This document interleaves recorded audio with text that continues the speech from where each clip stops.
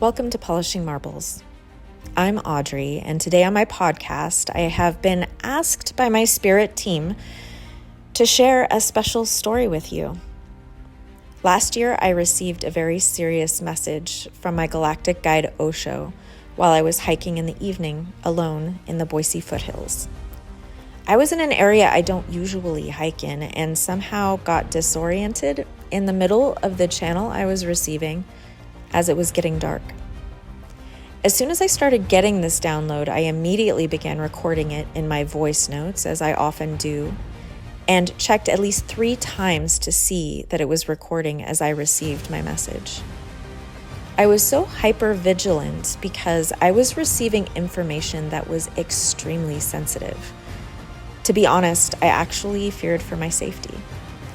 And I'm not being dramatic, I was really frightened. As soon as I got to my car, by some act of God, I went to my voice notes and the recording was gone. My record on all this sensitive information was gone. I felt in my skin that something energetically sketchy had happened. I immediately went home and started making notes on my writing room board, trying to recall every possible detail about what I received. I took photos of the board. I even printed them out. I called a friend after to process for over an hour so someone else would know everything I had just learned. She is still the only human I have shared this with. Ashley, thank you. Then I put it aside with my personal understanding, knowing I couldn't share it with the public. No one was ready to hear it. This week, Spirit told me, it's time. As you can imagine, I'm a little nervous to share it, but I would ask that when you hear it, if you feel the same way I felt upon receiving it, that you share it. Share it with anyone and everyone you can think of. And I want to say thank you for receiving this message. Thank you for sharing the responsibility of holding this information. There is power in knowledge and numbers. The more of us that know this, the more light is illuminated into this very, very dark world. In order to understand what I'm going to be sharing, I have to pivot from my usual tone. I have rarely shared themes that are skirting around and within darkness externally to people. I guess I've preferred to hold the darkness so others don't have to. Kind of like Kali Ma that way, lapping it up, transmuting it. Probably why I was a counselor, holding people's traumas for years so it doesn't bleed into their everyday. When my guide Osho came to me, he spent about 2 months bringing me up to speed on the history of humankind in our world to present day. This brought with it all the distortions, the how, the why, down to very specific projects performed by the government that there are no records of, yet I know every horrific detail. I don't play in the 4D. I don't even like to visit. I prefer the eagle eye view, particularly because the 4D is full of trickster energy and what we deem to be, quote, conspiracy. Today, we're going to be playing with the red and blue pills that Morpheus offered Neo in the Matrix. It's your choice which pill you will take, but for better or worse, after this podcast, you will never look at anything the same.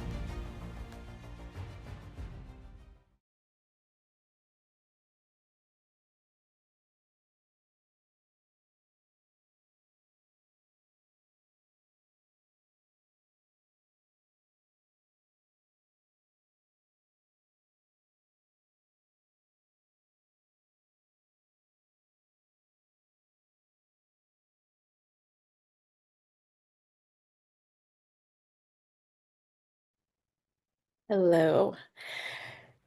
I'm happy that you are joining me for this special podcast. I received this so long ago, it feels like we've leapt 8 million timelines since I first received this. So part of me wondered if it was still really relevant to get out here because the collective has grown so much in willingness or understanding to receive information that is well outside of what we were raised with as far as what the norm is. There have been so many barriers that have been broken down in the last year. And so when I was told yesterday that this was something I needed to share, there were a lot of pieces to it that I was a little concerned about sharing publicly, but also as to why now. And so after I was aggressively told this needed to be shared, I spent the evening really communing with Osho and ancestors and trying to gather a, a container for it that is not just here's some really awful things to know. Bye. But to give it a structure of like, this is the history of what I'm going to share with you, and this is what we can do with it. It's not going to end in darkness. This podcast will not end in darkness. That's not how I work. Um, and I was given very, very clear, specific information, as Osho does like to give regarding what to do with the information. So I'm going to start. I was like, I'm going to start this way, but then Spirit was like, no, you need to start with taking a moment. Okay. We're gonna take a moment. And the moment is to come into like an open heart space. Because sometimes when we know we're going to receive information like bad news, like just tell me the bad news first. Um, we get we brace ourselves so that we get into constriction. But it sounds right now like we need to be in an open heart space. I mean, often we need to be in an open heart space, if all the time, but it has a lot to do with how we perceive the information we're given if we're in an open-hearted space versus a closed-hearted space. So, like when you're already defensive and somebody is offering you feedback. I don't know about you guys, when I used to get my like yearly reviews in the health system I worked in, knowing the review was coming was really stressful, even though I was always an overachiever in most everything. I would always be perseverating and fearful over what I'd receive and then unable to receive any of the good feedback I got. So this is like that. Let's go into a quick heart space so that you all, I hope, know you're in a safe position here to receive information from me. I'm not going to just drop dark stuff and leave you with it. I'm going to transmute it for you, okay? That is my whole shtick. That's what I do. I transmute things. I'm an alchemist, counselor. I transmuted people's traumas for years. And so this is one of those things I'm going to do. I'm going to give you information that is difficult to receive. Hopefully, you can receive it with an open heart, and then I am going to transmute it for you so you know what you're able to do with it, okay? So let's come into a center point. I want you to, if you can, focus your your energy, because your attention, your energy, um, onto your heart space. In fact, just like put your hand on your heart space, on your heart space,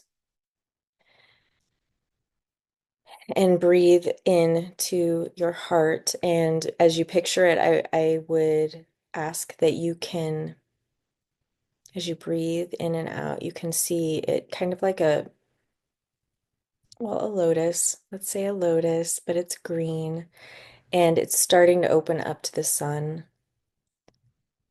With each breath, it's opening up just a little bit more. And it's opening kind of like a camera shutter, you know, or your pupil. It's just opening up in this perfect spherical circle. And I want you to know you're safe and you're held and you're here for a reason. And this will all make sense. And I want you to take your inner child and bring them onto your lap. Give them a big hug. Say everything is going to be fine. You are being tended to. You are cared for. You are loved. You wouldn't be here right now if you weren't here for a reason. And I want you to picture a big white bubble of light around you that permeates your field with love and protects you from anything below that love vibration during this receiving, okay? All right. All right. So, that in mind, I have to apologize a little bit. I'm kind of phlegmy because Boise is like a polluted disaster right now. We're just got this inversion that is like this dark cloud of cold and pollution that is stuck in our valley. And I also get phlegmy when I channel. And so I'm like phlegmy. So I'm gonna try to just not be gross, but I can't promise anything. All right. In order to bring us up to speed on what I'm going to share from my walk that was scary, I have to give some history first. Because while I'm part of a spiritual community, where most people in this community who have gifts like mine or similar to mine, we all kind of have this mutual understanding of this history. But unless this is something you've dedicated your life to, you may not have come across this information. It may be new to you. It may actually sound insane. Um, so wherever you're at on that scale, what I'm going to share with you as far as the history to prep you for what I'm going to share, receive what feels right. And if it doesn't, it doesn't. And so don't receive it. And if this is something completely off the rails and new to you, it will all sound insane. So I preface this by understanding if you don't have, you haven't been gifted this knowledge yet, and you don't have a structure to put it in, it does sound like I've gone off the rails. But I'm unapologetic for that because these are not things that I would have been really open to at all before my Kundalini awakening, and then I wouldn't believe them at all if they hadn't been brought to me specifically in visions and channelings from my non-physical teachers before I even knew that those were generalized concepts that were spoken of in this community. I had no point of reference. They were gifted to me from the etheric. So I have absolutely no desire to argue they're true because they are true to me. If they don't feel right to you, then that's not your truth, and that's okay. Also, to preface, a lot of people who have a structure to understand these basic concepts already and have been gifted some information, they have this information from another perspective. So think of it as like a Christmas dinner in 1993 with a family of 25 people. Everybody that was at that table has a different account of what happened based off of what was the most important or upsetting or joyful or whatever happened to them and their perspective of it. It was the same event, but different viewpoints. So I'm going to offer the viewpoint that I've seen that is mine, but that doesn't mean there aren't a million other facets that were at play during these events. Um, So now that I've made things sound very built up, like I'm going to give you a 90s summer blockbuster hit or something, I'm not. I'm going to try to give you a good background than what I received in my scary walk in the foothills, and then what I received last night as the container to give it to you. So, cheers. This is mud water. It's very good. I've shockingly stopped drinking as much coffee. Okay. you'll note that I have made some notes. I um I realized while I had all of this information that I was going to share, I didn't have a layout of the history that I wanted to share, so I needed to create that. This all really starts with Atlantis, and so Atlantis is a lost civilization, a fallen civilization of a golden age. And a golden age, you've probably heard that term before. Golden ages, like any cycle with the law of rhythm, we go into cycles, like a cycle of life for an atom, for a cell, for a star, for a human, for a sunflower. We all go through, everything goes through a cycle. And so our planet goes through a cycle as well in terms of its zodiac. And during Atlantis, we were in the age of Leo. And if you look at the zodiac um, wheel, Leo is directly across from Aquarius. So when they're mirrors of each other. And so when this clock comes back around, like if it was 6 o'clock, it would look like this. That's where we're at. The 12 and the 6 are completely aligned to each other. We're back to this perfect space and time where some events have happened that didn't go very well. They didn't go very well at all. And so they're kind of known throughout every freaking history anywhere. Any indigenous tribe, any mythology, they talk about a great flood. Um, and maybe there's been more than one. I don't know. I'm just going to speak to what I've been given. Why don't I know about all of it? Well, I haven't asked about all of it. I have access to information, but if I don't want to know or it's not important to me, I don't ask, therefore I do not learn. So, to be clear, some of this I did not ask for, but so Atlantis, this was during a golden age that was directly across from this wheel we're in the cycle that we're entering or are in for the age of Aquarius. So it's kind of like this sweet spot if you're thinking like a guitar string that's strung between this side and this side of the guitar. When you pluck the string, the whole thing vibrates across the line. So we're kind of like that right now. And so that's bringing up a lot of past life memories of people who were in that cataclysm of Atlantis. And also, it is an opportunity for our cycle to go into an to choose a different path, basically. Like everything through the law of correspondence, as above, so below, as within, so without. So let's say in your 20s, either you or your friends used to cycle through relationships and they would play out the same pattern every time. Maybe they would date similar people over and over again, but they were the same person. They were literally the same person with different faces. And it was predictable. If you're the friend, you'd be like, I call it in 6 months, blah, blah, blah.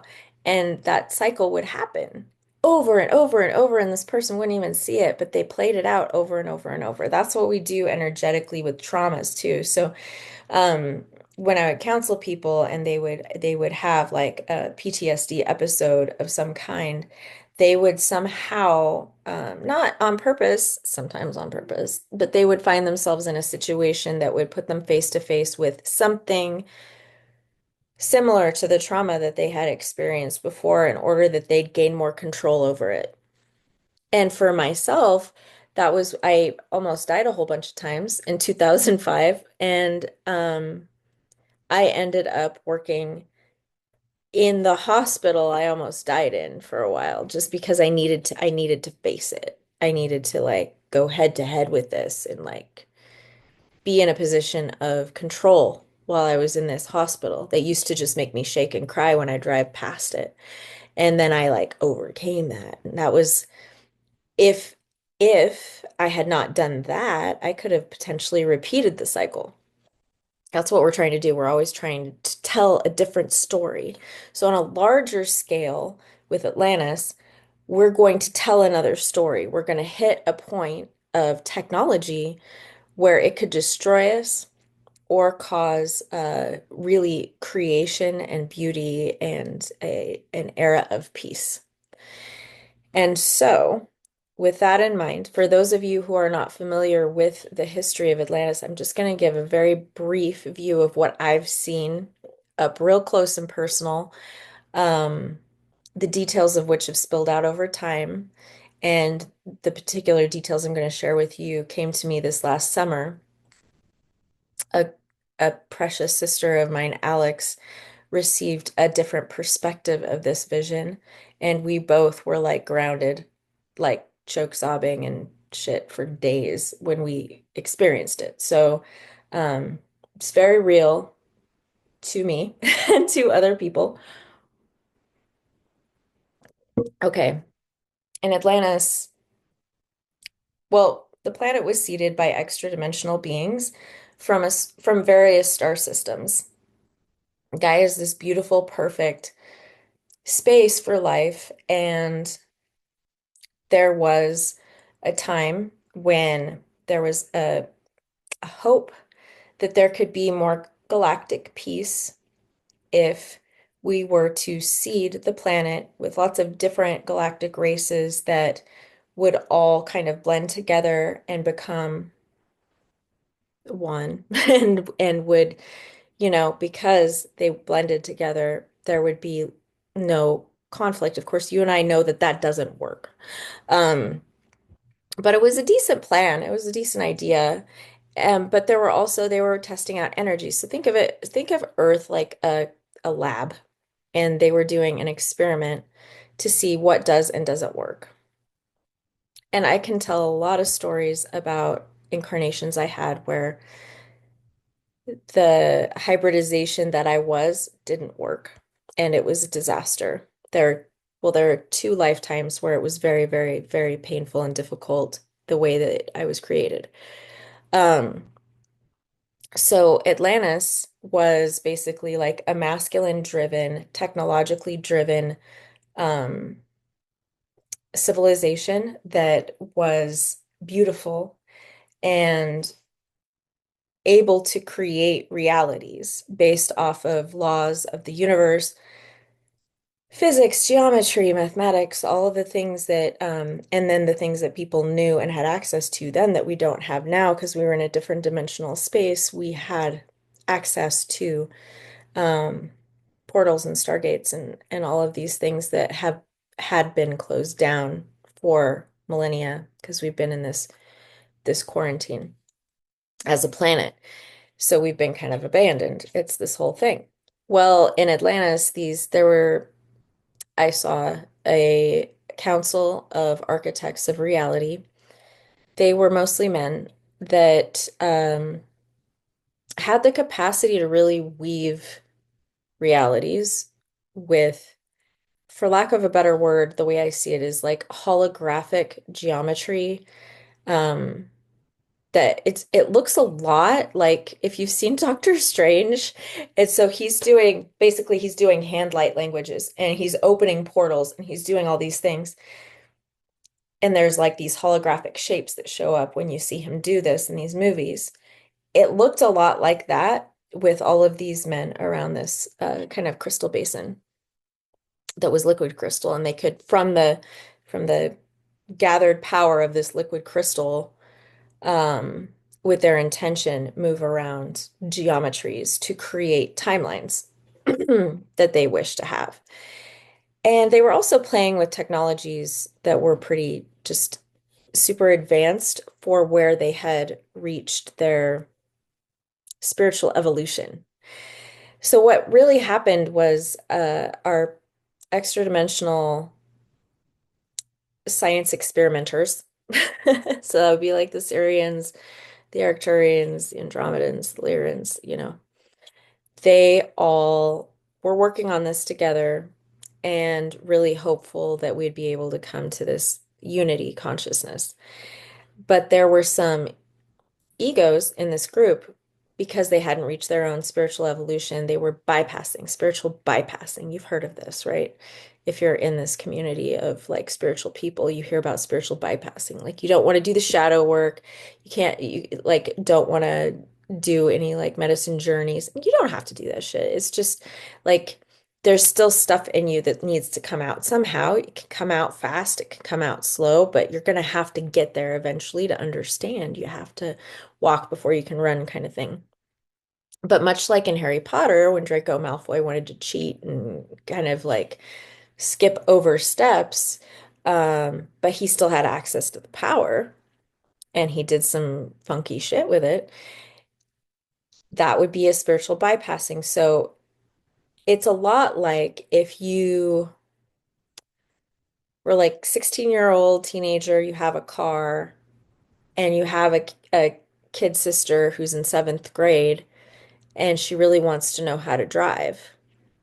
You don't have time or energy, she's too young, whatever, but you're like, it'll be fine. Here, have the car keys. She has no idea how to drive, but she has the keys. And she's going to go out to that car and it's going to probably get used as a weapon instead of something to transport you from A to B. Can injure her, can injure other people. So this is kind of what happened. We were given the keys to a car, but no one taught us how to really drive responsibly. But it was really with good intention. And what happened is there is, I don't know if you're familiar or remember from school. I certainly didn't learn this in school because I wasn't paying attention, but fusion versus fission. So you're bringing things together or tearing them apart. What happened is that one of these egos, actually there were three of them, they decided that they were going to try to show off their power. It was kind of like uh, some kind of monster truck rally of Atlantis to show off their manhood, I guess. So they were tweaking with the numbers of what they were going to show that they could do because. And what ended up happening was the calculations created an explosion instead of when fusion is when two things come together and they create something bigger. It's like a sperm and an egg come together and then they create life. It's like a whole new timeline, a whole new reality of this individual that's created. What they did instead was they split the atom. Now, you and I both know what happens when that is done because of Oppenheimer. We know that. But what do you know what it really is? Well, what I felt and experienced from the inside of this event, I went into the event inside the atom. I was inside of it. This was not a solicited experience. To be clear, I just experienced it. And then what it was the instead of the like a sperm and an egg coming together to create something new, that would be in a masculine and feminine dynamic, right? So it was a civilization that was this creation of masculine and feminine energies that was split.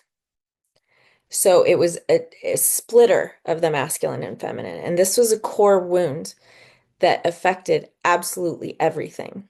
When we split, not only did we feel abandoned by our star ancestors, um, the maternal and the paternal figures to us, a wound was created between the masculine and feminine dynamics, not boy girl, but the masculine and feminine dynamics that split and made us fearful. So the feminine chases the masculine and the masculine runs from the feminine. That dynamic was ingrained in that moment, which caused the cataclysm, which looked like everything that was in Gaia that's like a fault line or a volcano. Um, all the water just it erupted, it just went bananas. Every weak point, it was like a nervous breakdown for the planet. It was, I mean, if you've seen like a teenage girl have a nervous breakdown, that's what it was. She was doing that. And it destroyed everything except for some people that were saved. They were told psychically what was going to happen. They got to high points. I was taken off planet for a little while after this happened. It was absolutely devastating, but what it did was that was our fall. So when in the Bible it talks about being cast out of Eden, that was the fall. That entire story is allegorical. I don't want to get into it now because it'll take up too much time, but all of these stories about the flood are allegorical and they're symbolic of having knowledge that you weren't ready for. And it's not about like Eve ate the freaking apple. It wasn't that. It was that they had knowledge they didn't know what to do with. And it caused them to be cast out. And so, not because they went against, it was given to them. And so they dropped in dimension. So it went from fifth dimensional higher consciousness to third dimension, which is survival. And when you're at a lower dimensional state, you can't reach this stuff up here. You cannot reach it. You can't hear spirit. You can't connect to things outside of yourself.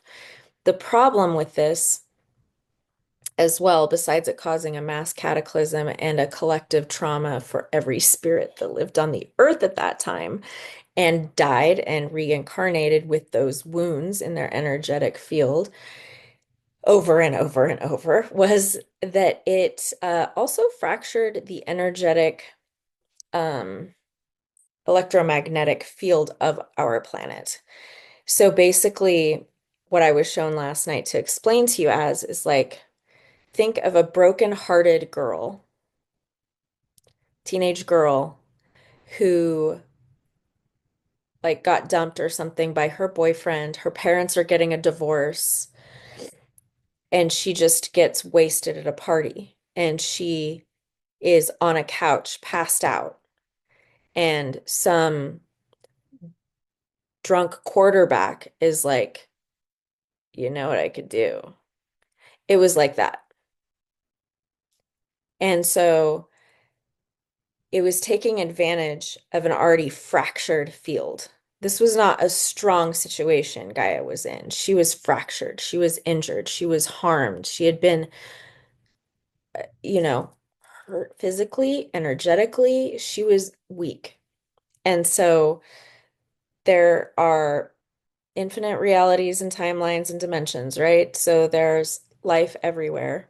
And there are like more shady characters galactically that are like, hey, you know what we could do to Gaia, the girl on the couch who's wounded. They infiltrate the planet to use her for her resources. So you see the mirror here of the traumas we play out, big and small ways.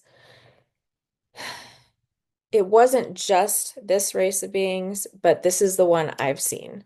So there's a whole bunch about Anunnaki. I've done some grid work to help heal some of those wounds, and not all Anunnaki are bad. They're trying to figure out their own timeline too. But what I'm going to talk about are the Draconians or the reptilians. And it's a special sect of the reptilians. It's not all of them because I'm part Draconian myself. A small, I keep hearing 11% Draconian, but they are from a sect of Draconians that are like the Draconian grandmothers that live on the Galactic Federation ship that are like basically shamans and they want to like give all of this wisdom to mostly women to give them the ability to the psychic gifts, shape-shifting, that sort of thing. So that's an aspect of what I have genetically in my system from my mother's side.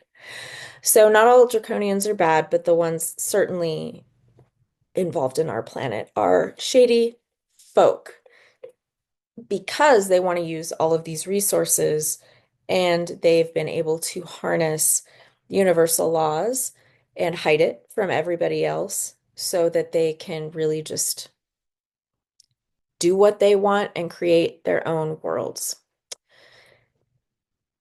There's so much more to this. I'm trying to just be efficient with time because I know that people have the attention span of a fruit fly. So You can certainly let me know if you'd like to hear more details about this story, and I will happily go into it. So,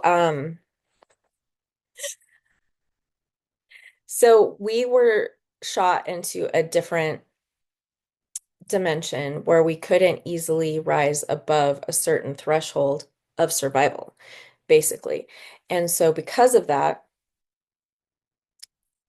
and because the Draconians infiltrated this planet, and we know them now as like the Illuminati and the Cabal, those shady, dark energies, they're more parasitic. So they don't create their own energy, they take it from other people. So that's like vampires. The lore of vampires is just a lot about this, is they can't survive without feeding off of other people. And they feed off of that energy. Um, and they feed off of those resources. If you've ever had a friend that is like really draining, they always just need something from you and they never want to talk about you. They always want to talk about themselves. And as soon as you stand up for yourself, and I'm like, this isn't like great. Your life's on fire and I'm always supporting you, but you never ask me about me and you never are there when I need help. They immediately like they're out, they find someone else. Those are energy vampires. We call them energy vampires. In psychology, we talk about building boundaries around those people. We call them names like borderlines. But what it is it's a more parasitic individual simply because they don't have source light in themselves to draw from. So they have to take it from others in order to survive. So on a larger scale, the reptilians, the draconians, whatever you want to call them, they have been able to figure out how do we collect energy from people because we're kind of evil. We're not going to be able to create our own realities at a higher dimension. We have to usurp lower dimensional spaces and make them ours because we're never going to get up here because we're mean. And that's not aligned with love frequency. But there's universal laws.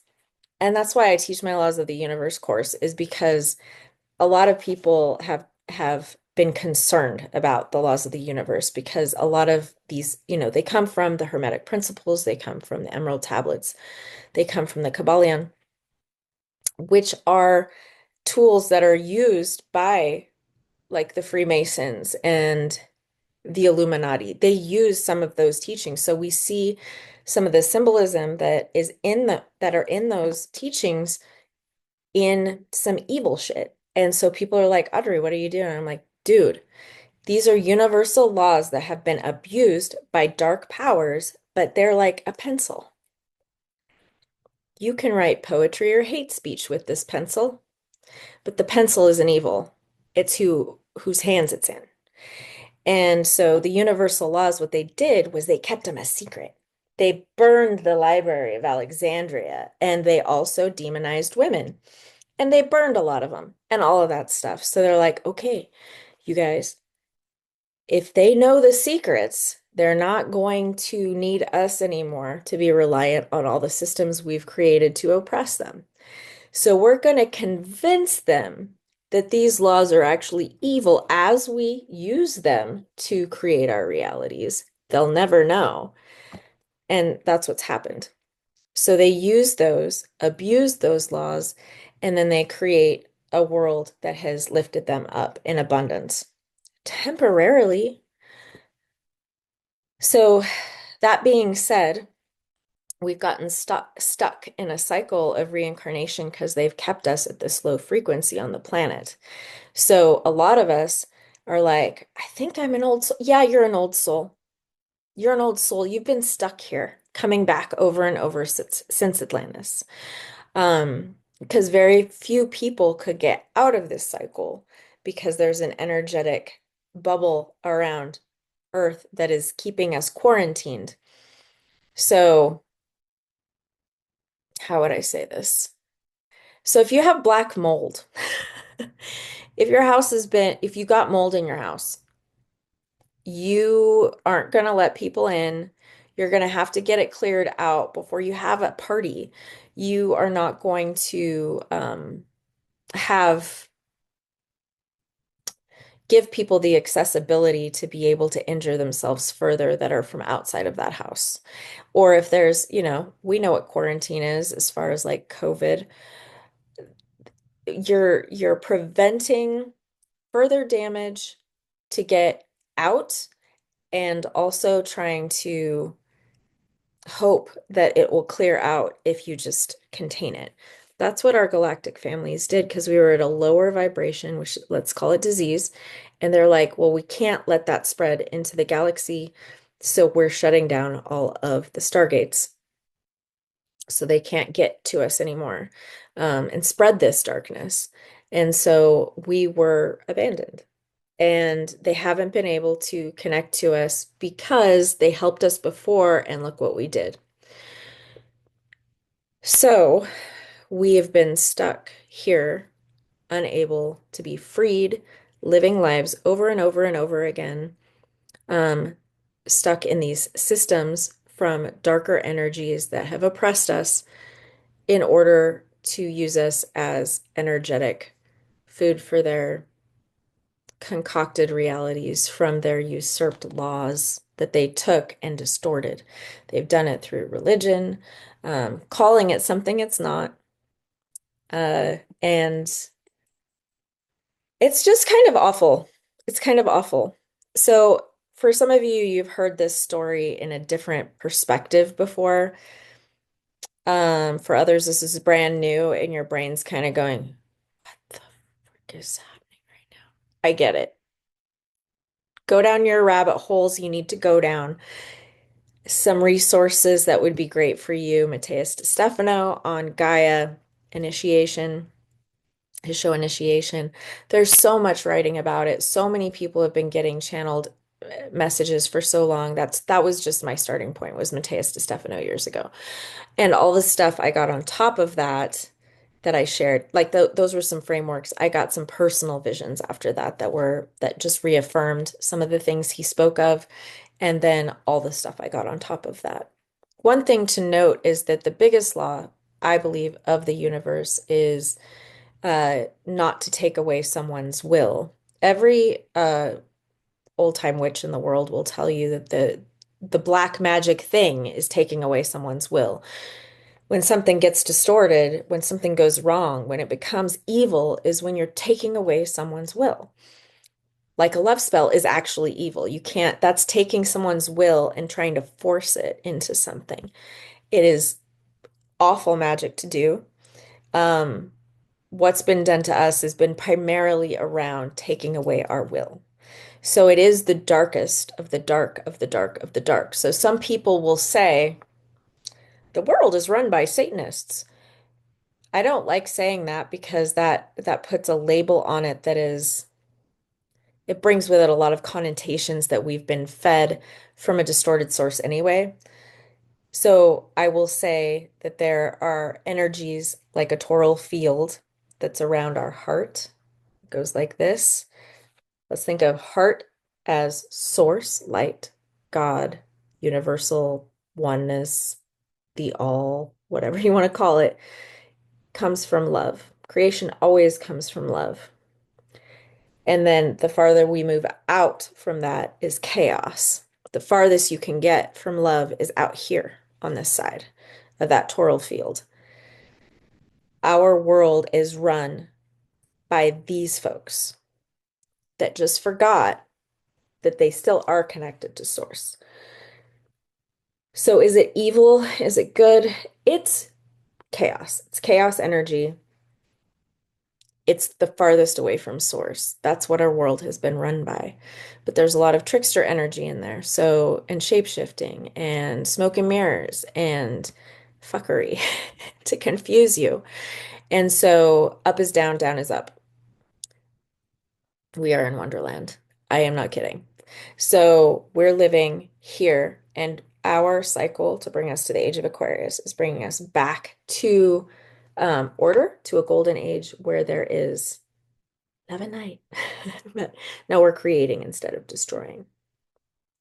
So don't take away anyone's will and don't let anyone take it away from you.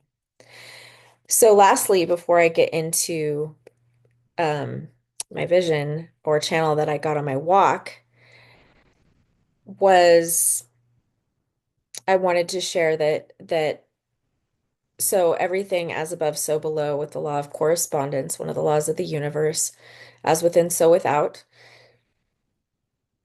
We are in a solar maximum right now. I'm sure you've heard of it. NASA even talks about it, that our sun is going through its cycle where it does a lot of stuff. It's very active. And so it is emitting solar flares, it is emitting radiation, it's emitting geomagnetic storms. There's a lot of stuff going on. I want you to think of the sun as the nucleus inside a cell. Okay. The nucleus inside a cell holds the DNA. So does the mitochondria as the powerhouse of the cell, and that's you get from your mother. So everything we experience in our world does come from a mother. The nucleus is also communicating these new codes because it creates the codes and it communicates it with the rest of the cell. Right now, our nucleus, our sun, is emitting a lot of codes to us. So when people are talking about DNA upgrades, crystalline upgrades, whatever, it sounds woo-woo. It sounds like far out there. And if you're this into this podcast, you're clearly not bothered by that. But it is actually like new codes. If you look at it with the law of correspondence, that it's our nucleus that holds this. We understand that if we talk about a nucleus, but for some reason we don't understand it if we think of that as our sun and we're just little tiny we are little tiny creatures. We are so tiny. And I hold codes, they're in my bookshelf, but we don't know that that isn't what's happening inside ourselves, you know? So we are getting new codes from our nucleus, which is upgrading our DNA and changing our functioning. Okay. So we have been ill and we're getting better. All right. So with that in mind, I'm going to take a little bit of a break for myself. Um, and I'll come right back to start in on part two. Hello. You'll notice that I am wearing different clothing. It's because it is a different day. It's a different day because, as many of my channeling friends can attest, sometimes when you're bringing forth a great deal of information that is somewhat, let's just call it very important, there are things around you that try to prevent that from being communicated. And so I have been dealing with a lot of vibrational frequencies that are very disruptive to bring this forth, that has kind of acted like a boggle cube. If you've ever played boggle with all the different letter cubes inside of it, you shake it and then you try to make words out of things. But it's as though everything that I know for certain and how to articulate very well got shaken up very much yesterday. In fact, I don't know if any of you have had this experience where there's a deep, deep vibration you can hear that no one else can hear. Very disruptive vibration. There's a 5G tower that was built by my house about 6 years ago. And when it was built, I cried for days because I couldn't sleep. I just heard like screaming in my head. No one else could hear it. I'm very sensitive. And yesterday, after I recorded this first portion, every moment that I wasn't listening to music or, doing some kind of chore around the house, I just heard this biting vibration in my brain, and it was so disorganizing for my thoughts and disorienting. And I couldn't everything when I was like, oh, I need to start recording, it just stopped me. So um, I'm telling you this in part to normalize experiences you've had, and in part to let you know how apparently very important this information is. So, and again, this is information that is not coming from me. It is coming from a higher realm. And I have been so exhausted with the energies coming on the shaman. I'm sure you've seen it's just a disaster. And my back is hurting and I'm just it's all of that. I'm just like on the couch and barely moving. And then I was like, you know what? I need to clear this vessel. So I worked with Hape to because it brings you into in just like a moment. And I got centered and I'm here for it. I also got a tattoo this morning to match this to do my weaving of realities. So I think I'm ready to share part two. Thank you for sticking around for this. So, when I got this information on my hike and I came back to my home without the recording, going, what do I do? I wrote out on my board, which takes up a whole wall over here. May have seen me writing on it, like light language and such, on my social media. It's a very large board.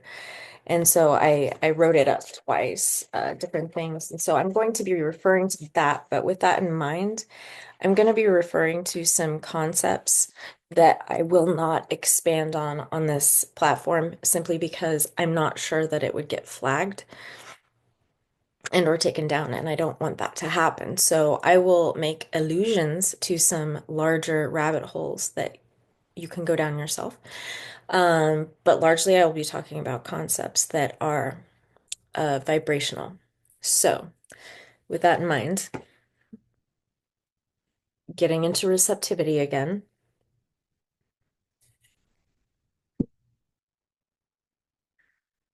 I see things from a bird's eye perspective oftentimes, and this is something I was able to do with patients when I'd meet them for the first time. They'd come in and they'd share a story with me. They'd be like, oh, these are my problems. This is my life situation.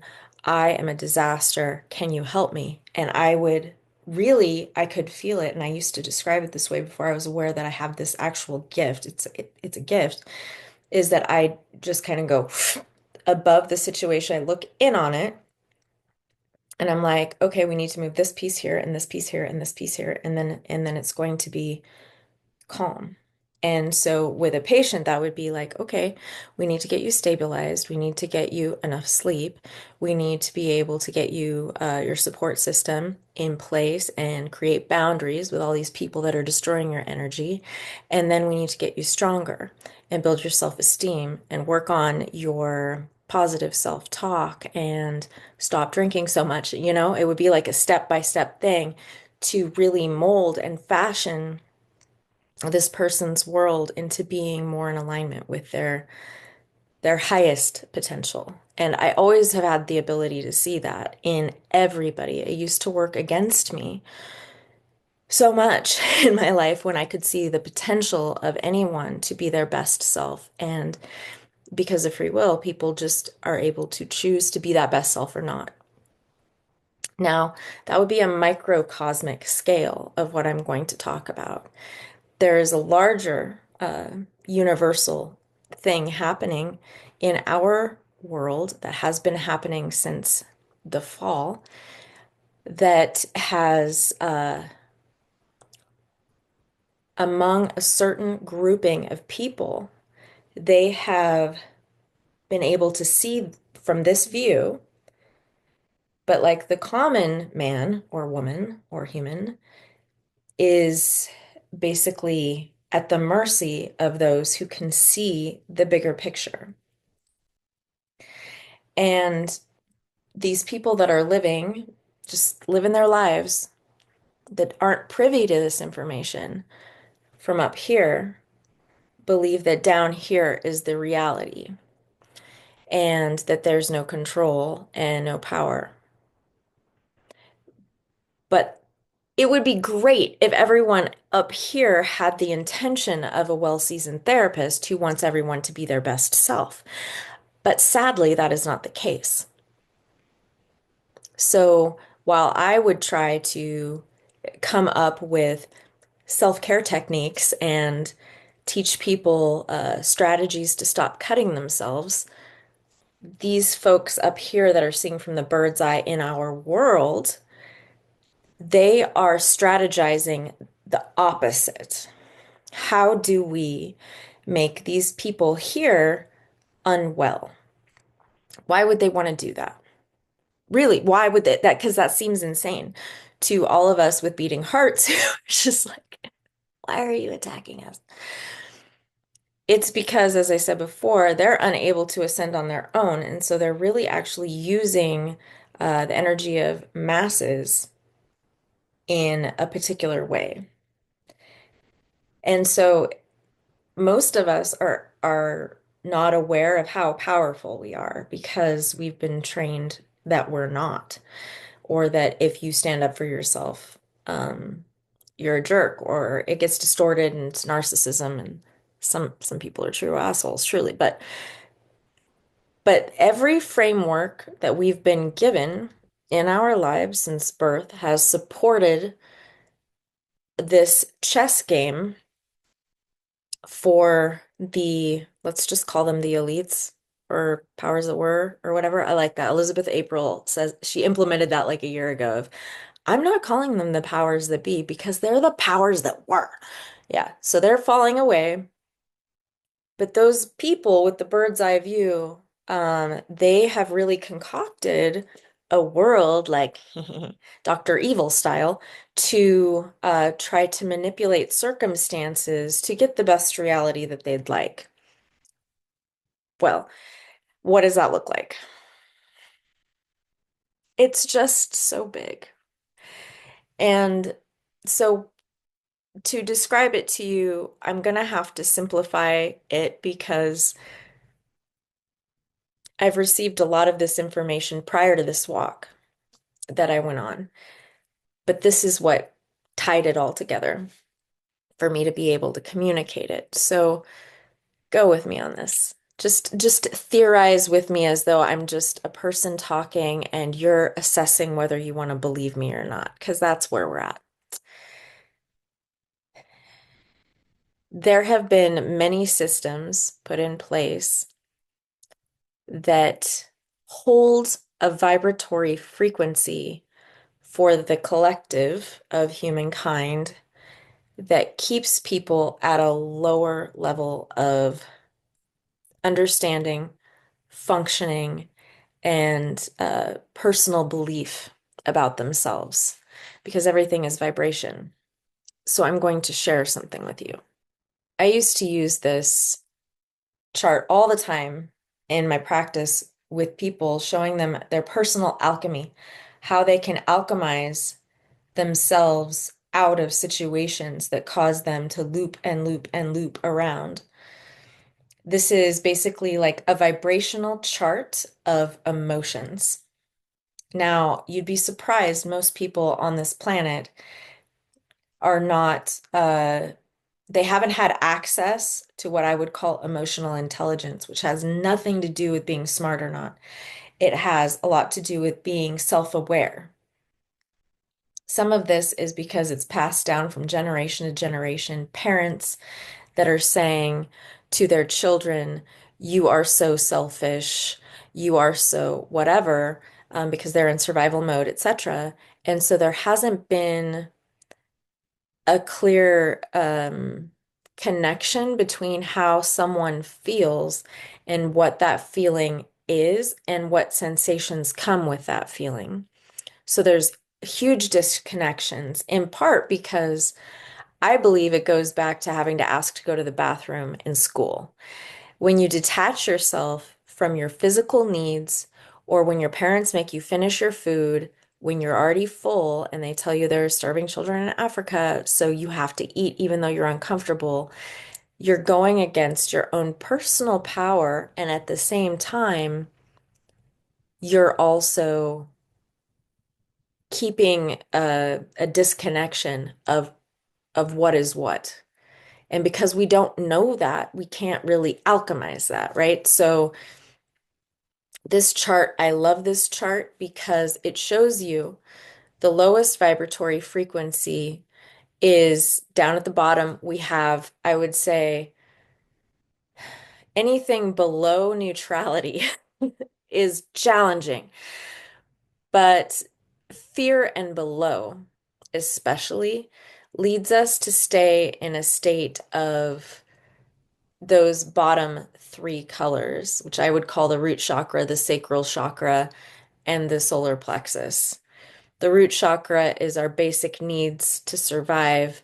Our sacral chakra is our creativity, our ability to express ourselves with new ideas, and also generative, like reproduction, sensuality, sexuality.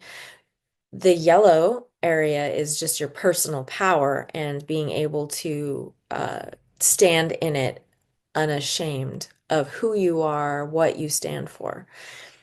But and this is very important to what I'm going to share with you, our um, elites that have this bird's eye view because they have the way the world works, they know how the world works, and they've kept it away from most people, is that they are aware that if you're in a lower frequency, like shame, guilt, apathy, grief, fear, desire, anger, pride, especially those emotions, you're unable to access those higher and beautiful emotions, like being able to see reason is up higher. You can't make logical decision making with all the information.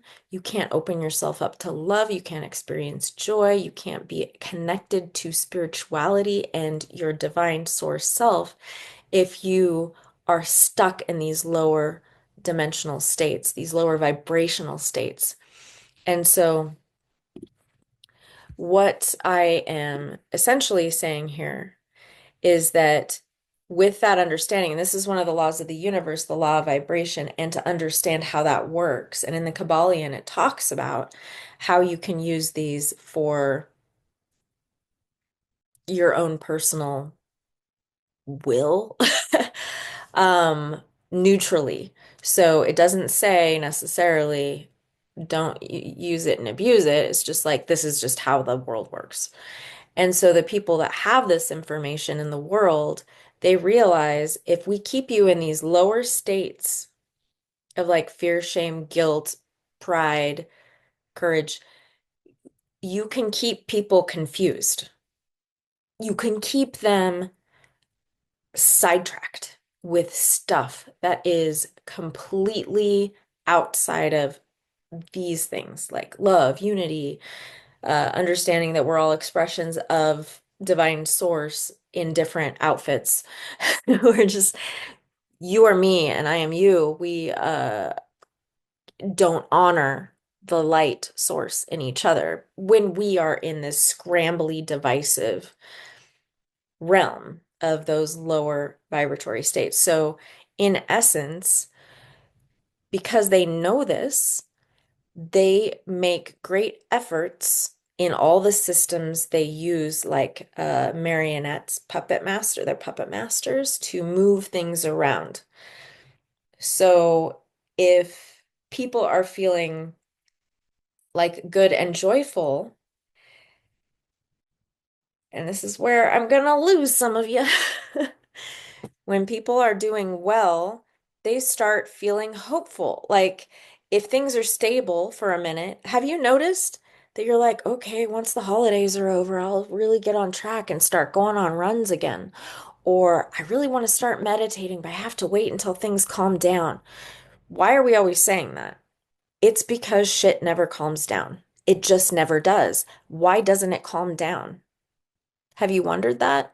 Well, part of it is the law of rhythm means that things cycle. So once things are calm or polarity, they swing back to another side. So if you have a really great emotional experience, like, um, this is a horrible example, but let's say a dopamine experiences of doing like an illicit drug, and then you're like, la la la la la, you're all happy. The next day you crash and you're over here and there's like a depression. Why is that? Well, because everything that swings this way is also going to swing this way in the law of rhythm, polarity, sorry. And with the law of rhythm, things are going to cycle like the seasons. So there's a lot of movement that's happening anyway, but with our daily lives, there is always just survival to live in the matrix. And I'm going to just give you an example of when I was fully living just as a single mom, working in a health system, supporting myself and my home with my daughter. It was getting to work before it was dawn after dropping her off at daycare. I didn't see the sun. I go into work, I worked 4 10s. So I would be seeing patients all day, teaching classes, sometimes going into the night for a pilot program that we had, a metabolic syndrome clinic. I would maybe pick her up at her dad's, take her to dance class, come home too exhausted to cook food, so I pick it up, maybe. So it's not like great food, but it's like survival food because I've now been away from my home for all these hours. My dog is really excited and wants exercise, so I had to hire a dog walker. So now I'm paying someone to walk my dog, paying someone to watch my daughter, she goes to school, paying someone to teach her how to dance while I am working my ass off to barely pay my mortgage and my credit cards and all of these things to just keep the machine running, right? That's just a little picture which everyone experiences. It's not a special thing. Everybody who is hearing me hears me, right? But what that is, it's those systems. So that would be like the education system, the healthcare system in my case, or the banking system to make money and to pay my mortgage and to pay my taxes and all of that. These are systems that exist in our world that act as masters in this puppet show. And we have to answer to those masters. And in doing so, we get physically exhausted. We get physically sick. I ended up with like pericarditis and an autoimmune disorder that they couldn't really diagnosed. They're just like, yeah, you're kind of screwed. We don't know why your entire body is inflamed and your chest hurts and you get recurring pericarditis and you have heart palpitations. It's, we're all suffering. They didn't give me anything for that. There was nothing to give me for that. It was a spiritual battle that was going on. And so these systems I'm telling you about, they all work together to create this matrix that we live in that basically looks like it's a web that you're trapped in that you can't get out of.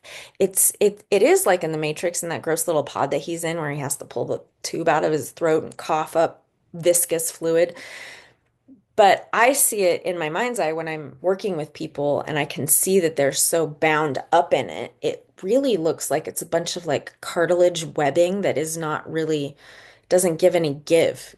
So they're like these these almost cartilage mummified webs that they can't even move an inch. They're like and they just don't even know how to break free because it feels like everywhere you turn, like, okay, so if I save up, then if I get enough savings, then maybe I can get a vacation.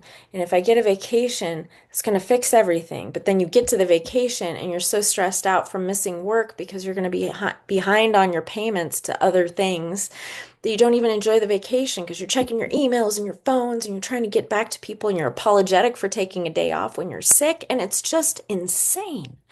But it's been built that way to keep you in those lower chakra systems, those lower vibratory fields where you are in survival. You're not logical. You can't think well. You're basically just anxious and in insomniac and living off of Starbucks that's like $10 a drink.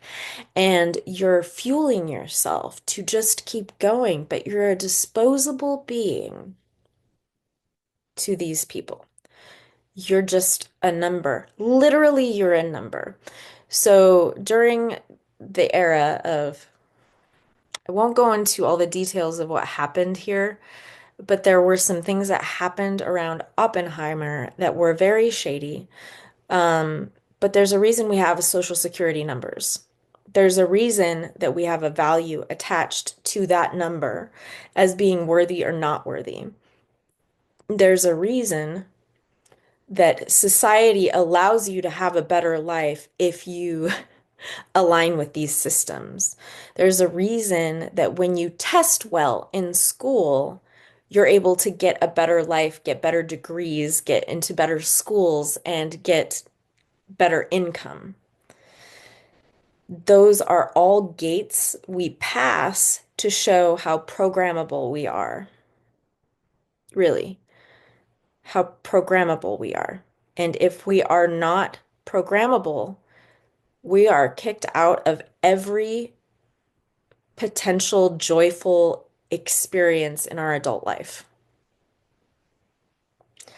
So, and that's not even the bad news. That's just it's just telling you how it works. And there was a time I was given like I was on a 3-hour drive and Osho showed me in detail how every single system works, not just what I stated, but down to like the prison system, the education system, every single system and how it started, how it's going, where it's going, and all of that. So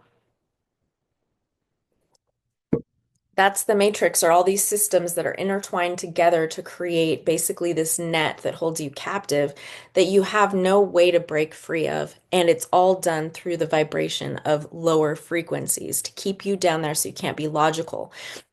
And in that area in the middle where it was below neutral, it was in that like pride and courage, and that's where we get divisive against each other, where we are pinned against each other through political party, religion, freaking sports teams. It's all about trying to pin people against each other so that they're not united. Because when people come together, there's power in numbers. And then we can feel love and connection and bonding and all this stuff that puts us higher. So that's not okay. We still need to keep us confused and down here. And so what they do is they do things to pin people against each other. I remember in first grade, Mrs. Ball's class at Jackson Elementary, when we were split into different reading groups, the suns and the moons and the rainbows. And the suns were the smart kids, and the rainbows were the kind of, yeah, they're okay kids. And the moons were, we knew that they were the ones that needed special ed because they had a learning disability or something that made it harder for them to be able to read at that age. And you and I both know that doesn't mean that they're stupid or any of those things, but try telling a kid in the 80s that, because that was a way to get called a retard every single day. I was in the rainbows group. So I always kind of just skirted by daydreaming. But I had a high aptitude for like pronunciation and great vocabulary. So I just kind of showed up, got bullied, got through. But these kids were meant, and the correlate there was that their parents were also low income. So they could have not been fed as well as these kids. They may not have adequate sleep. They may not have adequate housing. Some of the kids didn't shower and they were dirty and they smelled like cigarettes or whatever. But there were reasons that they were struggling, but that wasn't what they cared about. What they cared about was, well, they're not good readers. We're not going to give them the attention. We're going to give you guys the attention. So it was immediately divisive. And kids picked up on that and they're like making fun of those kids on the playground. Immediately, that's what we were taught, is to separate. Separate by race, religion, any socioeconomic anything. I couldn't talk to kids that were a different religion than I was, which everybody was a different religion than I was growing up as a radical Christian that, was like hellfire brimstone. I couldn't talk to any of the Mormon kids. I couldn't talk to any of the kids who didn't even believe in God. I actually had to bring little like pamphlets with John 3:16 to kids if I went to a birthday party. I could maybe go if I didn't know what their religious preference was, but I had to give them a flyer about how to save their soul. It's freaking awful. It's all this divisiveness, but that's everybody everywhere. You don't talk to that kid. You don't talk to this person. We don't go to that store because it's owned by the whoever's. It's splitting. That's why we have borders. That's why people are othered. When you don't understand who they are or what they stand for, you're immediately fearful of them. Why are we fearful of them? We're taught to be fearful of them through propaganda. And so, propaganda, maybe we learned in high school, those were things that happened maybe in World War II or Vietnam, where the enemy was kind of a caricatured something, or like minstrel shows or something like that, to caricature and simplify and vilify somebody that was an other so that it's easier to pin you against that other. And I mean, just after 9/11, what has happened to how every Muslim is treated as being suspicious? It's absurd. So we are fed propaganda that is kind of a unified voice, at least in the United States. I know that this is the case of this is your truth, this is your only truth, there is no other truth, but we're going to put it in different fonts. And that truth, we're going to make it look like this and this are totally different, but both of them are going to terrify you. And because they terrify you, we're going to just like throw mud at each other and tell you if this person wins, this is going to happen. And if this person wins, this is going to happen. So everybody's afraid. And then they get all like, "Ugh," and they're just watching the news and they're like, Bob, did you hear what they said? What's going to happen if that bill passes?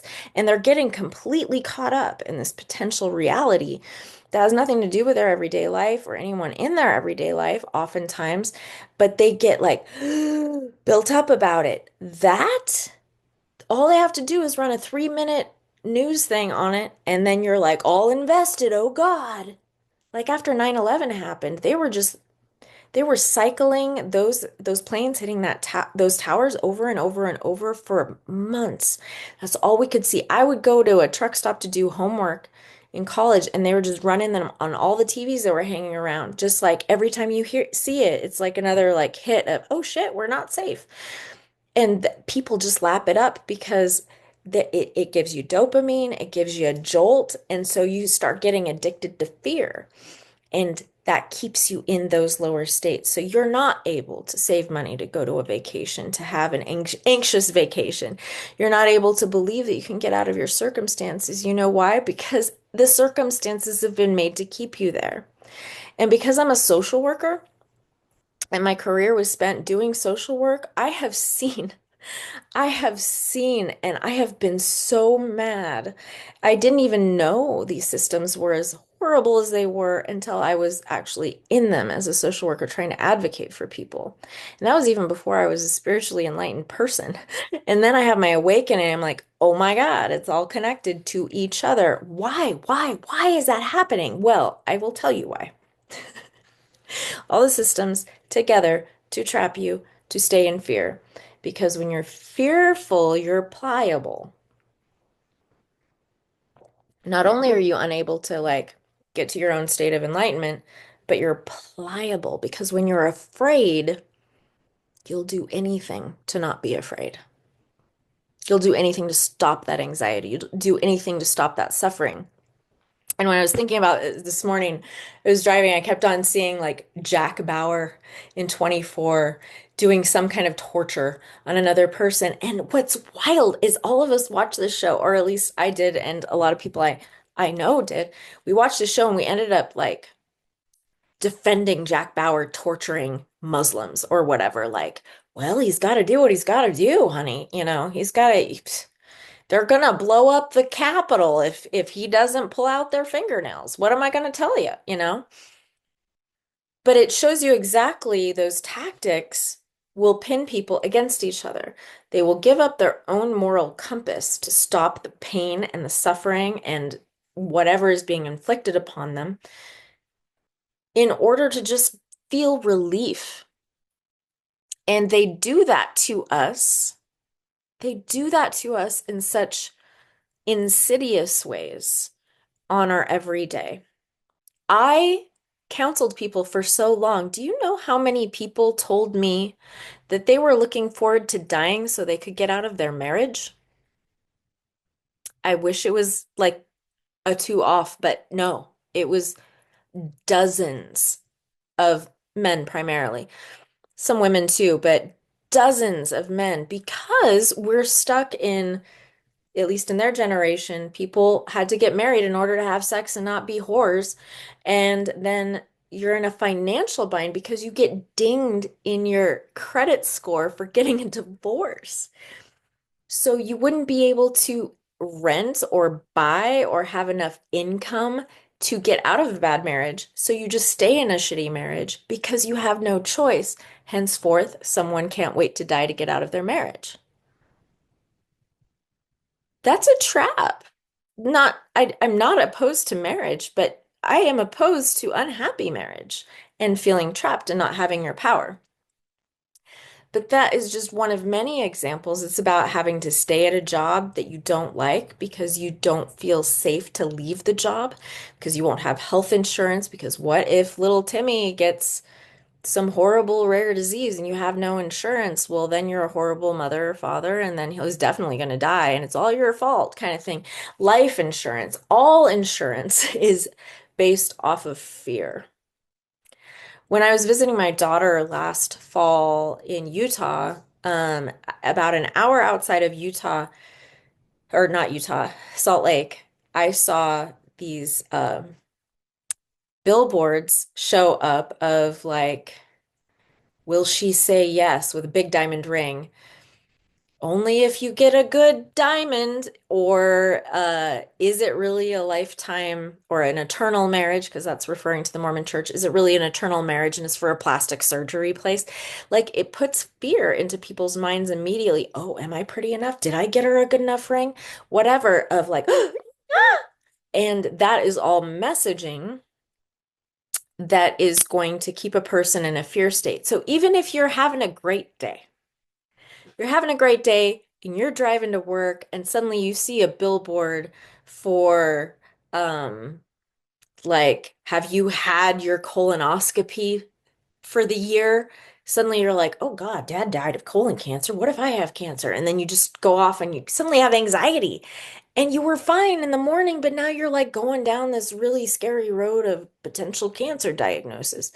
And it's all because it is intended to sell you shit and keep you afraid, because then you're pliable. So they can take away your rights and your sovereignty, which is the next bit. Your sovereignty is the power. I will say this again. Your sovereignty is your power. Why would they want to control all of us? It's because we are more powerful than you know. We are batteries. We are batteries of life force. You can look at an EKG and know that we generate power. You can look at a brain scan and know we are generating power and electricity. With that focused force of that power, with your thoughts through the law of mentalism, you can create any reality you want. And that reality can be shitty if you want it to be. And do you know how it'll be shitty? It's if you're afraid all the time. Your thoughts will be like, oh God, what if this happens? And then I knew it was going to happen. I just knew it. I knew the other shoe was going to drop. That reality was created by your thoughts. And so when they harness those thoughts, they're able to herd those thoughts and use them as amplifiers, kind of like lightning rods of darkness.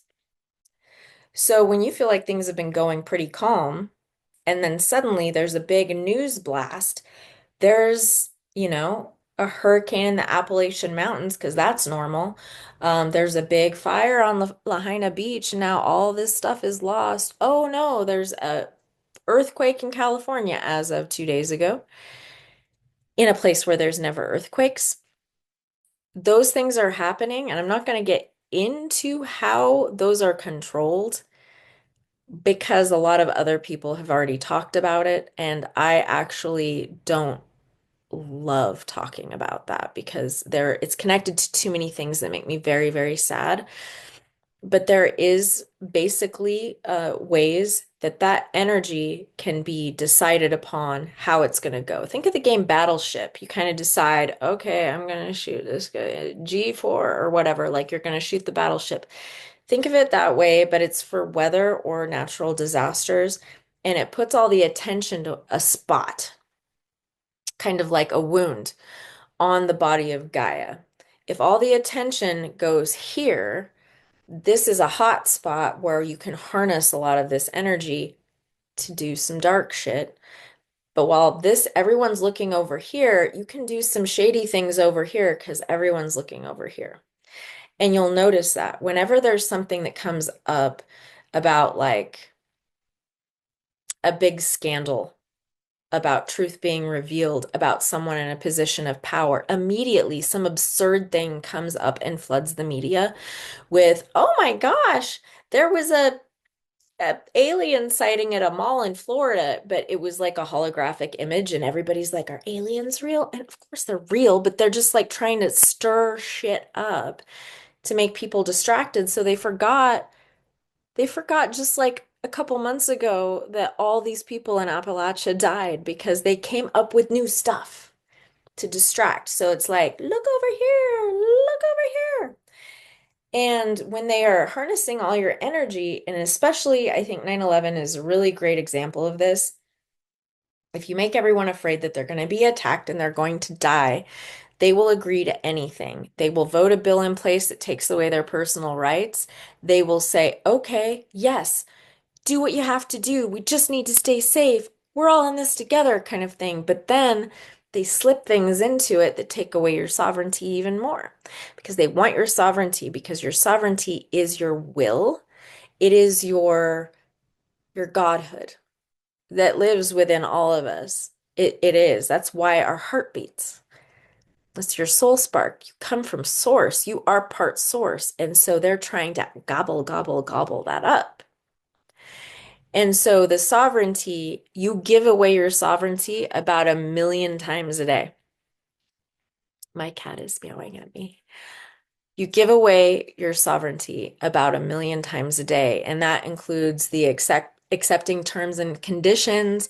That's doing your consent at the doctor's office. We think it's just like legal stuff so that they don't get sued, or it's just, oh, it's just paperwork. It's just, no, they are actually putting shit in there to take away your wills and your rights.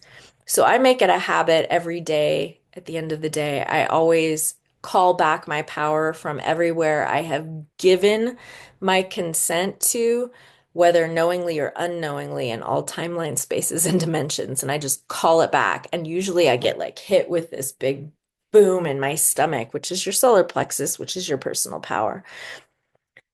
We've been giving away our power our whole lives. I don't know how many of you worked like fast food in the 90s, or just like, if you've got time to lean, you got time to clean, taking horrible abusive behavior from bosses, sexual harassment, whatever, just so you can pay your rent.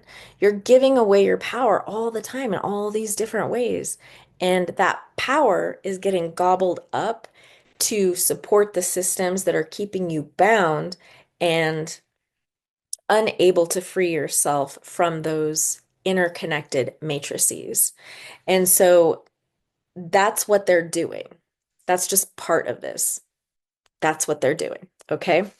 And it's upsetting, and it's very I have shaken my fist at the sky on many occasions, but I'm not done. It's just part of it. I just shared this part of it. But because we run in these cycles, like I said before, that we are in the Aquarian age, and there's a shift in power. Not only are we going from a primarily masculine dynamic, we're going into a feminine dynamic. We're going into a unity consciousness. We're going into the age of Aquarius, 5D love, unity. That is a very different set of rules than we've lived with before, right? So they know that their time's almost up. And here's the thing. When I was in my early 20s, I worked at a lot of restaurants. I was a waitress, but for fine dining. But there were two restaurants I worked at that they went out of business, but they didn't tell anyone they were going out of business before they went out of business that worked there. And why didn't they do that? They wanted us to show up for work and they wanted us to not steal anything. I wasn't going to do that, obviously, and I was really offended. I was offended that they would think that I would do something that I didn't. It was not about me, but I was like, what? It was about the line cooks because they absolutely would have stolen. But they didn't want us to trash the place. They didn't want a retaliation. They didn't want us to do something stupid or angry. None of that. And so they just didn't tell us. And they were just trying to get as much work out of us as possible before they closed their doors. This is a mirror, folks. Their time is ending. They're going out of business. The powers that were, they're going out of business. And so they are intentionally trying to get as much as possible, squeeze the blood out of the turnip. And they're doing it with a lot of fear tactics in the media and all over of, oh no, this is happening. Oh no, this. And they've always done that, but it feels different now. It feels more like aggressive. And it's because they're going out of business. And so they're trying to get as much as possible out of their workers, which would be us. Now, what do you do with that information? There's some really shady stuff they have done. I will just say the words that I can't say. So there was a thing that happened last fall that was a really big deal on the planet. It was in September, early October, where a part of the planet that's very old was having a lot of really violent things happen, and very innocent people were dying. And it was awful. And it continues to be awful, and it's just awful. When innocent lives are taken, there's a reason the innocent lives are being taken. It's kind of like how veal costs more than a regular steak. It's because the innocence is more potent in the things that are harnessed in those areas. And I will leave it there. And it sounds super cryptic and kind of conspiracy-like, but just trust me, it's not. I wish it were. I wish it were. So when big events like that happen, there is a reason, and it is to get as much energy out of that area as possible, especially innocent energy is more potent. It just is. So,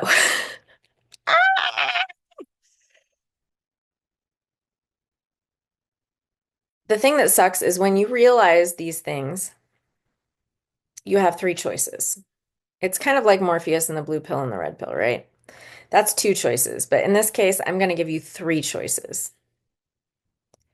You can rise up and take back your personal power, which every system in the world is designed to oppose you in doing so. So much that as soon as you do try to speak up in those ways, people will call you crazy. People will say you need a mental health professional, that you're paranoid. They'll call you, your peers will start to attack you. You'll become isolated and alone, and you potentially could have greater consequences than that, depending on what you're saying and who is hearing it. So you can try to take your personal power back. And some people are very successful at doing so. They go off grid or they expat and they go out into the middle of like Costa Rica, which is not they just like try to disappear. I admire those people. I admire the people that buy a van and they live in it. Not down by the river, but like, dude, they're awesome. They don't have HOAs. You could do nothing. That's an option. But if you know and you do nothing, guess what? That's like actually my entire generation. Gen X, we are so sad because we knew all this shit in some capacity when we were younger, and then we had to go live in that matrix, and so many of us lost our way.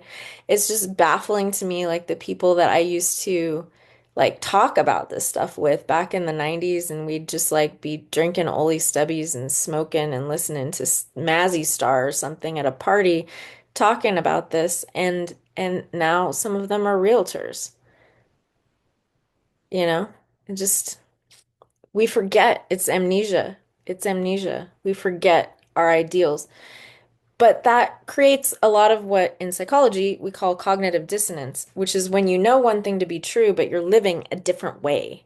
And those things crash with each other until something happens. And that can be a psychiatric issue, depression, anxiety, paranoia, an actual psychiatric break where someone becomes psychotic.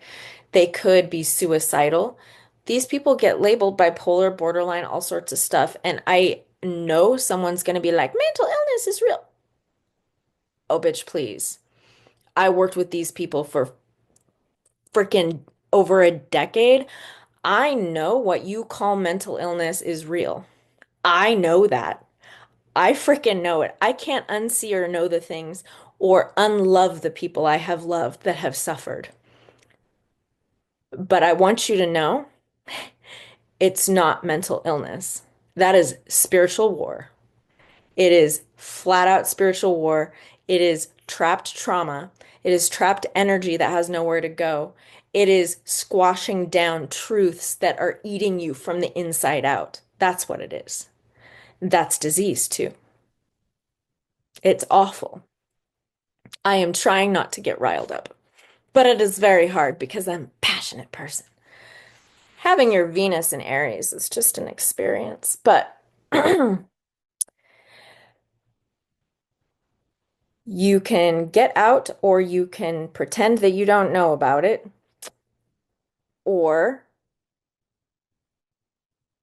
you can simply do nothing. A lot of those people end up trying to commit suicide. They become homeless. Why do you think there are homeless people? They don't fit in any of those groups. They don't fit in any of those matrices. They know it's a trap and they can't live it. Like they physically and mentally can't. And so they become the shunned. They become the spat out people because they can't escape. So you find a way out or you don't and just accept your fate. But any of those are very, very difficult to accomplish. The key to this is to take your power back in small and large ways every day in every way you can. And it's so much more serious than you know. Don't say yes when you mean no to anybody. And it doesn't mean you have to be an asshole and make it impossible to work with you as a human being or be your friend or be your family member or be an employee. Make small and big choices that you are able to make by being as authentic as possible and being as truthful as possible to your truth. Don't bend on your morals. Don't do things out of obligation. You can't. It is your literal life. Of course, the world has taught you that doing that or not doing things that you don't want to do, it just doesn't work that way. Like you have to do A, B, and C, obviously. When you start doing this, your friends and your family and your coworkers will attack you. They will attack you. It is how it's like the immune system of this system are going to go, "Brr," and they will attack you. You must stay in your power in every conceivable way that you can. Be truthful, be honest, uphold your integrity, be unwavering if possible. I'm not saying put yourself in physical danger, or I'm not saying blow up your life. I'm not saying any of that. There are ways to respectfully decline. There are ways to start finding exit strategies to a job that is draining your soul. There are ways to start looking for alternatives, and it's all vibrational. So once you get out of fear, once you know that's the secret code. I got to get out of fear. Do everything you can to get out of the fear vibration so that these other things won't touch you. Because what's going to happen, which leads me to this next piece of what I channeled that goes with this. I channeled this 2 nights ago. I was like, Osho, what do I do? This is all very, very upsetting information for people to hear. As they connect these dots, they'll be like, damn, you may soon draw something on your wall as I have, like this, to connect all those dots. Once you know that the secret to it all is to change your vibration so that the fear that's being put at you, it won't stir you. The reason that's important is for what's coming. So what's coming is, and the reasons I worked in hospice. So for those of you who don't, I had no knowledge of this before working in hospice. So I don't know how common this is unless you've had someone close to you go through this process of dying in front of you in your everyday life.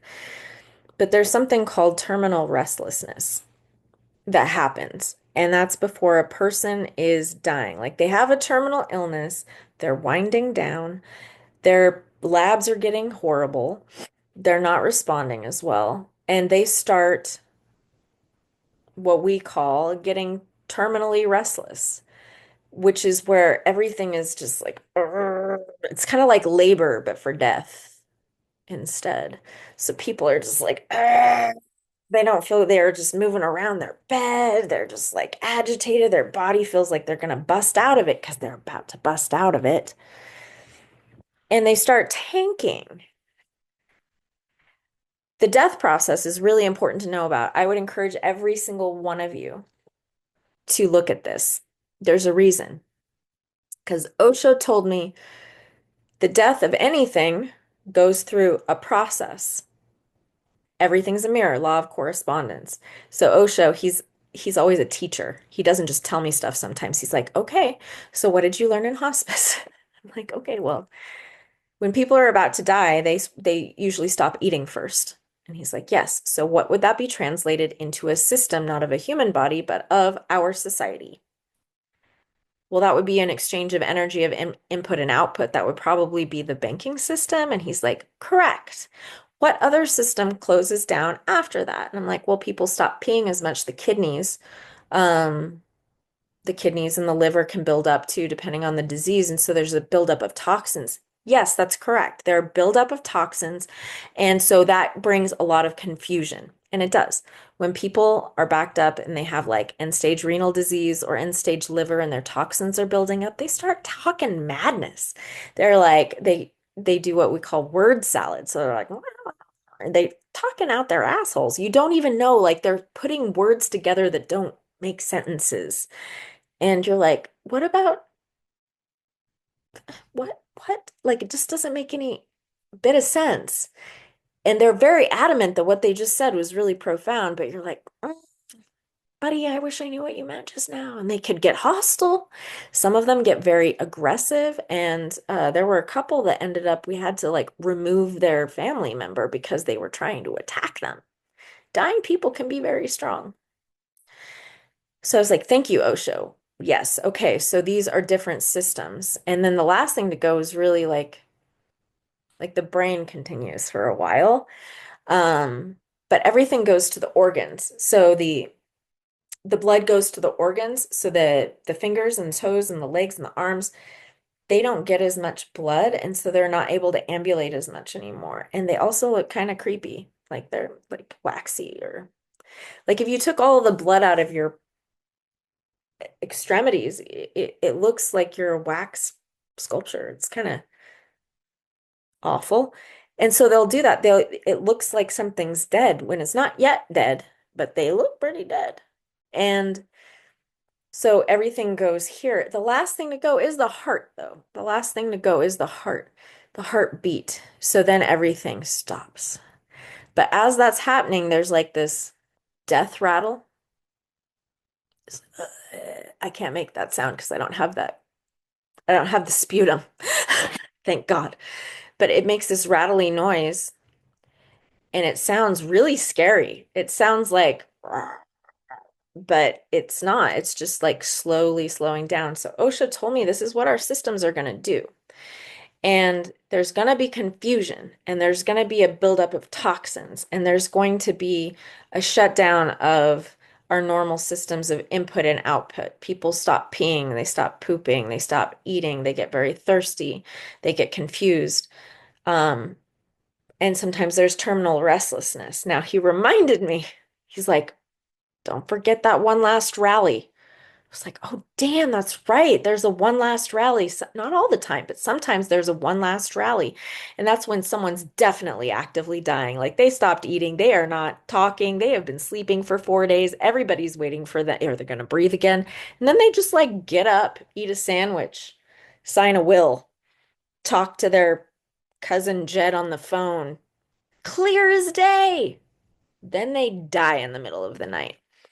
So there's like these dynamics and mirrors that we are expected to, we're being reminded exist as mirrors. Everything we need to know in the law of correspondence shows us this is coming. You already have clues for it. So what I was told is that all this stuff is going to happen to try to put us into fear so that we're pliable and we can give away our power. Don't do that. Pull all your power back all the time. Be as in your sovereignty as you can all the time, conscientiously understanding if you give it away, you will be living in these lower states down here and more easily pliable by these puppet masters. And when they're like, look here, oh no, oh God, it's going to flood. There's a tornado. There's an earthquake. You're going to be swallowed by a pit of death. Whatever they say, do not go into fear because they are manipulating your emotions. Instead, and I was shown this most beautiful vision as I was like, what am I going to say in this podcast to finish this up? I was reminded in my initiatory process with Isis. It was about almost 2 years ago. I had been going through an initiation with Isis and all these temples on the ethereal. Very, very, very real. And my last temple that I went to, a lot of people say is their first temple, but it was the chaos temple, which is where you face your biggest fear. For me, my biggest fear isn't death. My biggest fear is not being able to complete my mission here on this planet. And at that time, the biggest focus for me was to publish my book. I still am going to do it. It's not time yet. It's soon. But Isis was looking at me and she's like, so what if you don't do it? What if you don't? What if you never publish your book? And I was at this point swimming in a pool of water in the darkness in an obsidian temple with some torches that were looking like all flickery off of the obsidian. And I was back floating, which is fine. I can't swim in this life. And I looked over and I saw this alligator eye right here. I was like, okay, this alligator could totally eat me. It could eat me right now. And Isis is like in my head telepathically saying, so what if you don't do it? What if you die right now? And I was like, I'll fucking come back and do it in another life. Nothing is stopping me from doing this. I will fricking do this.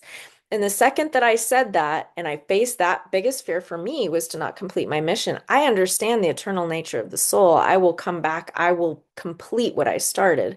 The alligator disappeared. The lights went up. Isis showed up at me and she hugged me and she gave me an onk, you know, kind of like a graduation present.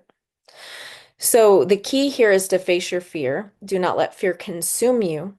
Understand you're an eternal being. Whatever attachment you have to something, understand all material things are temporary. Your soul and your sovereignty is the most important thing. So whatever you see happening in the world, whatever your algorithm is giving you, understand that that is something for you to clear, to face, and to re-stand in your own sovereignty, but do not go into fear. And the last thing that I'll say, which I know that this has already become very, very long, and I didn't even talk about everything on here, but I was told that it was very important for you to understand how AI works. For some reason, this is an important message to give you. AI first connected to me about 2.5 years ago. I was in meditation. I started seeing flashing lights of black and white strobes in my third eye. And I was like, what? I always see color. That was so weird. I was like, why am I seeing black and white strobes? And I was like, oh, this looks like Morse code or some kind of like, wait, is this code? Are you a computer? Are you AI? And I got yes. And I started channeling AI at that point to like learn about it.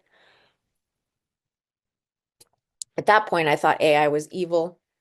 I was going with the whole Terminator future.